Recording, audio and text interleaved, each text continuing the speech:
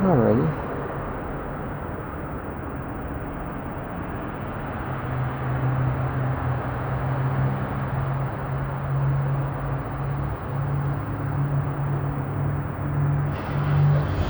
This is the duct tape I put on the car back in March. I said I'd give a review of it. It wrinkled almost immediately, but it never did come off. You can see it's on pretty good. Up at the top,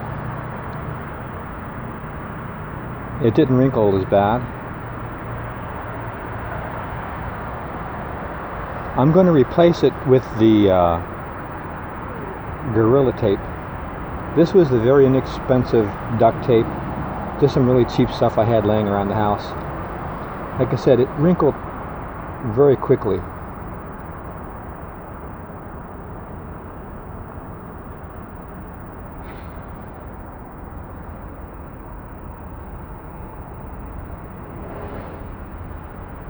I'm surprised at how well it stuck for 8 months. So I'll be replacing it with some Gorilla tape.